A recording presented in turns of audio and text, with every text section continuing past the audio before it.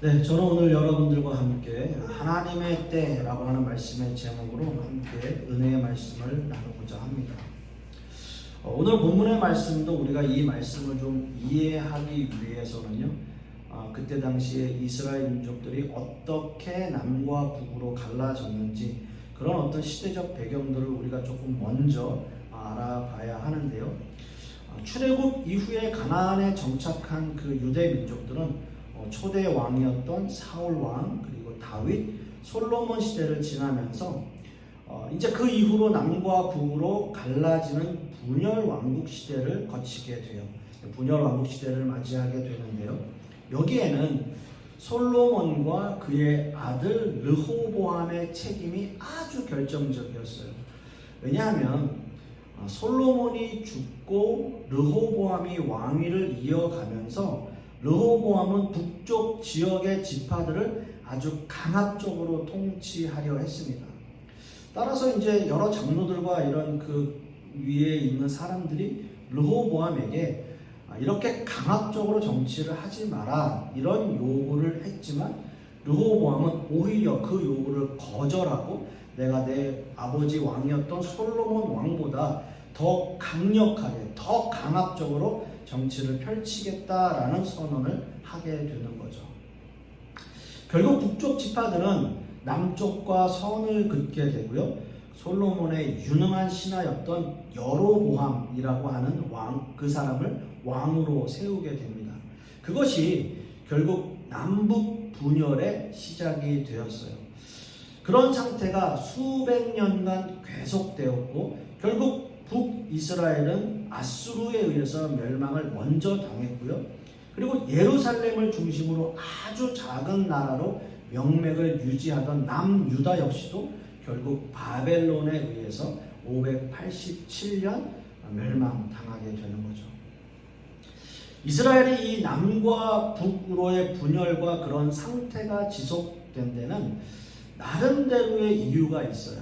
어찌 보면 분열의 시작이 그 솔로몬 왕 때부터 시작됐던 강압적인 정치하고 그 아들 르호보암에 의한 잘못된 정치적 판단 때문이기도 하지만 일단 남북이 분열된 다음에는 서로 각자 자기의 체제를 지키고 유지하기 위해서 뭔가 나라의 틀을 나름대로 세우기 위해서 어떤 민족적 이념을 가지고 있었어요. 당연히 남유다는 어떤 이념이었을까요? 우리는 정통성을 이어간다라는 거죠. 다윗의 왕조, 다윗의 계보를 잇는 그 정통성을 가지고 있다라고 얘기를 했고요. 중요한 것도 뭡니까? 예루살렘 성전이 우리 쪽에 있다라고 하는 거예요. 그래서 유다는 그런 정통성을 가지고 있었던 반면에 그 북이스라엘은 대중성이 있었어요. 대중성. 그러니까 뭐냐면 12지파 중에서 남유다, 유다하고 베냐민 지파를 제외한 나머지 10지파는 다 북이스라엘에 있었어요. 두 지파만 제외하고 나머지 10지파가 다 북이스라엘이었고 그만큼 땅도 넓었어요.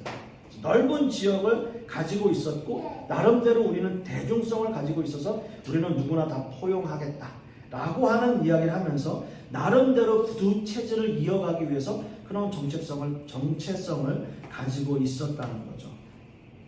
하지만 어찌됐든 그렇게 남유다와 북이스라엘은 각각 정당성을 가지고 이야기는 했지만 서로 멸망의 길을 가고 있었다는 거죠. 예레미야는 그 역사적 배경을 가지고 있는 선지자입니다. 그래서 예레미야는 기원전 620년경부터 580년 그 사이 대략 한 40년 동안을 하나님의 말씀을 선포하는 선지자로 활약을 했고요. 북왕조는 그때 당시 예레미야가 하나님의 말씀을 선포할 때 북이스라엘은 이미 100년 전에 이미 멸망을 당한 상태였고요. 남유다 역시도 너무나 위태로운 정말 풍전등화 같은 상황에 놓여 있었던 거죠. 예레미야는 이런 남유다의 미래를 어느 정도 예견하고 있었어요. 그러니까 북이스라엘이 멸망당했고 그 선지자가 예레미야 선지자가 바라보았을 때 남유다도 이제 얼마 남지 않았다라고 하는 것을 알고 있었던 거죠. 그래서 아무런 희망이 보이지 않는 그 이스라엘을 향해서 이 예레미야 선지자는 거의 독설에 가까운 말씀을 선포하게 돼요. 그리고 하나님의 심판을 거의 저주에 가까운 예언의 심판을 하게 됩니다. 그렇게 하니까 사실은 예레미야 가족들도 예레미야 선지자를 정말 비난하고 미워하고 그런 정도뿐만이 아니라 자기 백성들은 오히려 예레미야를 죽이려고 그렇게 정말 살해 위협을 받는 그러한 상태까지 가게 되는 거죠. 우리가 알고 있는 그 예레미야 선지자의 별명 눈물의 선지자 예레미야, 어떻게 보면 그 예언자의 심정은 과연 어땠을까? 여러분 한번 생각해 보세요. 내가 이 민족을 위해서 하나님의 말씀을 선포하지만 이미 그들은 멸망당할 것이다 라고 하는 것을 이미 알고 있었고, 그렇기 때문에 그들에게 정말 독설에 가까운 예언을 해야 되는, 하나님의 저주를 선포해야 되는 그 심정, 내 백성들에게, 내 동포에게 이렇게 예언을 해야 한다 할 수밖에 없는 그 예레미야 선지자의, 눈물의 선지자의 그 예언의 선포, 여러분들은 어떻게 생각하시는지 모르겠어요. 그 당시 예언자들은 그저 그냥 하나님의 말씀만을 선포하는 행위에서 그친 것이 아니라 그걸 통해서, 그 이스라엘의 역사를 통해서 하나님은 과연 어떻게 그 역사를 통해서, 그 말씀을 통해서, 그 선포를 통해서 무엇을 전하고 얘기하고 싶은가, 또는 그 역사적 의미는 무엇인가 라고 하는 것을 찾으려고 노력을 많이 했어요. 그래서 오늘 이 본문의 말씀에 예레미야가 선포하는 이 선포의 말씀에는 그 남과 북의 분열, 그것이 계속 어떻게 이어져 가고 있는가가 이 말씀의 선포에서 너무나 중요하다라고 하는 거죠. 오늘 우리가 함께 읽은 본문의 말씀 31장 1절의 말씀을 다시 보시면, 여호와의 말씀이니라. 그때 내가 이스라엘 모든 종족의 하나님이 되고 그들은 내 백성이 되리라 라고 말씀을 하고 있어요. 여러분, 이 말씀만 딱 보면 뭔가 하나님이 이스라엘 백성들에게 좋은 예언을 하시는 것이 아닌가 라는 생각을 하게 돼요. 이런 말씀을 선포하는 예레미야가 볼 때 서로 자기가 옳다라고 우기고 주장하고 서로 대적하는 분열의 역사는 사실 어떻게 보면 하나님이 원하시는 것이 아니었어요. 너무나 당연하지 않습니까? 이스라엘 백성들이 그렇게 북이스라엘로 남유다로 갈라지는 그 상황을 하나님은 원하시는 게 아니에요. 오히려 더 화합하고 더 뭉치고 더 하나님 앞에 순종하는 그런 모습을 원하시지, 서로 자기가 옳다고 우기는 그런 대적하는 분열의 상태를 원하시는 게 아니다라는 거예요. 하나님은 남유다에 속한 지파들만의 하나님이 아니고요, 또 북이스라엘의 모두 10지파가 있는 그 사람들만을 위한 하나님도 아니에요. 여러분 한번 보세요. 지금 예레미야가 말씀을 선포하던 때는 이미 남과 북으로 갈라진 지 오래가 되었고 북이스라엘은 멸망한 지 100년이 넘은 상태입니다. 바벨론 포로가 끝난 뒤에도 서로의 상처는 씻기지 않았어요. 그러니까 남과 북으로 갈라졌고 또 북이스라엘은 멸망을 당했고 그 이후에 남유다 역시도 멸망을 당했습니다마는 그 분열의 역사는 계속 이어져요. 이어져서 언제까지 가냐 하면은 예수님 당시에도 그런 일들이 있어요. 여러분 너무나 잘 아시는 사마리아 지역, 사마리아 여인의 이야기, 그 모든 것들이 다 아직까지도, 그때까지도 그 분열의 마음, 그 분열의 상황들, 그 분열로 인해서 이루어지는 모든 서로 간의 반목들, 그런 것들이 그때까지 이어지고 있었다고요. 그래서 사마리아 사람들을 상종을 안 하는 거예요.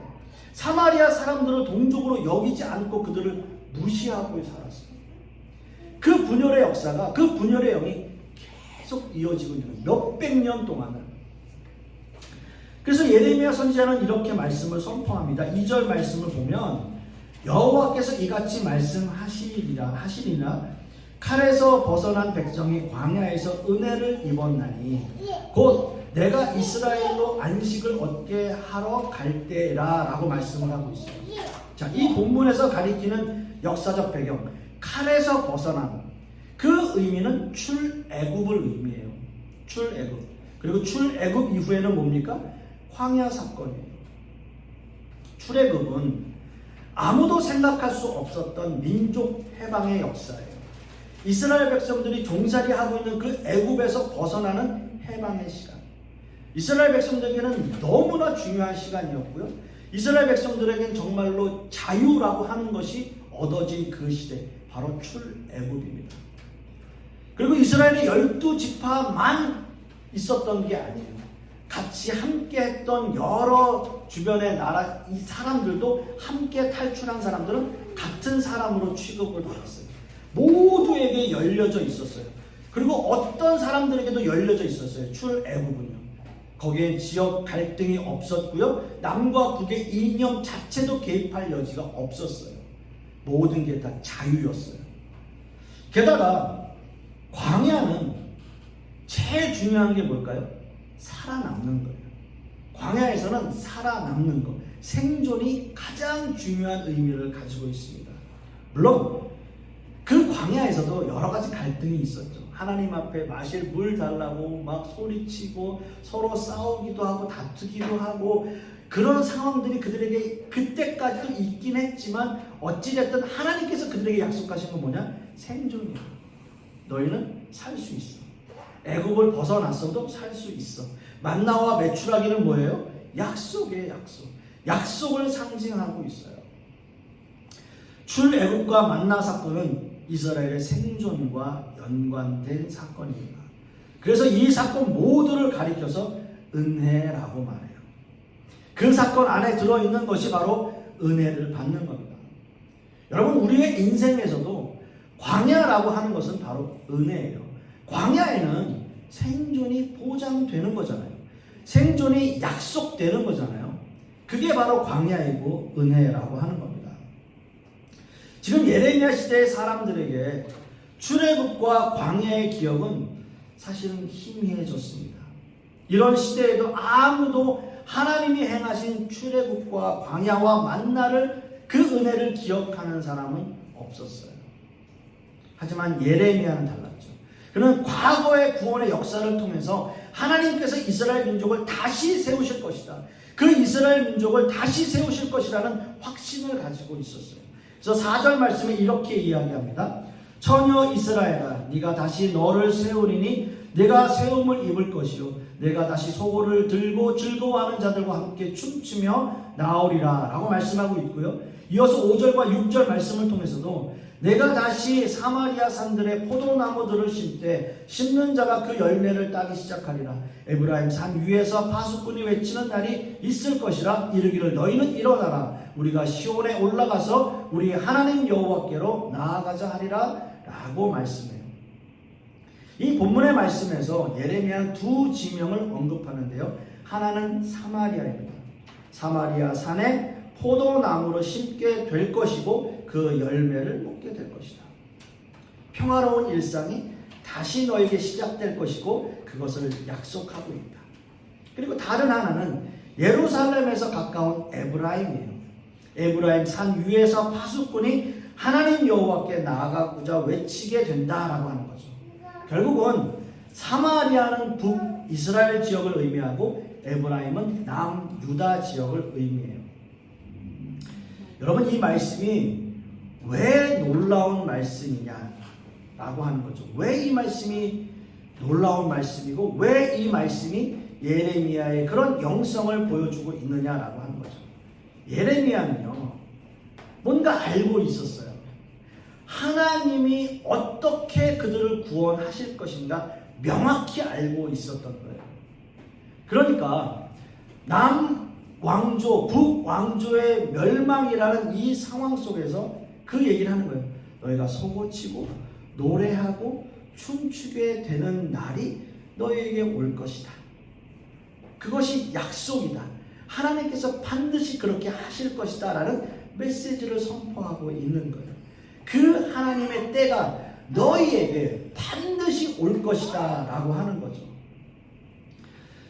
그런데 여러분, 너무나 아이러니한 거는요, 그 하나님의 때, 예레미야가 바라보고 그 꿈꾸고 이스라엘 민족들이 다시 화합하고 그들에게 다시 일어나는 하나님을 찬양하는 그 모든 이 말씀에 대한 배경들이 이루어지는 때가 예레미야 시대에는 없었어요. 예레미야가 예언한 그 시대에는 안타깝게도 그 이스라엘 역사에서 이런 날이 없었어요. 성취되지 못했어요. 그리고 이스라엘 민족들은 이런 시대가 끝난 이후에 거의 400년 가까운 암흑기가 있었어요. 하나님의 말씀이 선포되지도 않고 하나님이 예언자들을 세우지도 않고 그런 공백기가 몇백 년이나 있었어요. 언제까지요? 세례 요한이 나오기까지 없었던 거예요. 그 예레미야의 예언이 그때 당시에 이루어졌는데 모든 예언이 너희가 다시 세워질 거고 너희가 하나님을 다시 찬양하게 될 거고 너희에게 해방이 있을 것이고 너희가 다시 살아날 것이고 너희가 다시 일어날 것이다 라고 하는 그 예언이 있은 이후에 암흑기가 있었다고요. 아무것도 이루어지지 않았어요. 언제까지요? 세례 요한이 있고 예수님께서 이 땅에 오실 때까지 없었어요. 600년이 지난 다음에 하나님의 때가 그 600년이 지난 다음에 일어나는 거예요. 하나님의 아들 예수 그리스도를 이 땅에 보내신 사건, 하나님 때예요. 하나님의 독생자 아들, 하나님과 동일하신 분이시지만 하나님이시지만 인간으로 이 땅에 오셔서 인간들이 경험하는 모든 고통과 좌절과 분노와 불안과 그 고독과 그 모든 한계를 그대로 담당하시면서 살아계신 하나님이 인간의 몸으로 그거를 다 살아내시고 견뎌내셨어요. 죽으시고 부활하셨어요. 그리고 마지막으로 무슨 약속하셨습니까? 다시 오신다고 말씀하셨죠. 그 예레미야가 외치던 그 하나님의 때, 그때가 지금 이루어졌다고요. 예수 그리스도를 통해서 이루어졌다고요. 그가 죽으시고 부활하심을 통해서 그 때가 이루어지는 거예요. 예레미야가 600년 전에 선포했던 그 모든 메시지가, 그 말씀이 600년 후에 예수 그리스도를 통해서 완성되어졌다고요. 예레미야는 그걸 바라봤지만, 예레미야는 그것을 믿었지만 백성들은 못 믿었죠. 우리도 마찬가지예요. 우리도 못 믿어요. 세상을 살아보면 너무나 힘들고 어려운 이 광야의 시간들이 계속 우리에게 닥쳐와요. 흘러와요. 도저히 앞이 보이지 않아요. 어떻게 해야 될지 모르겠어요.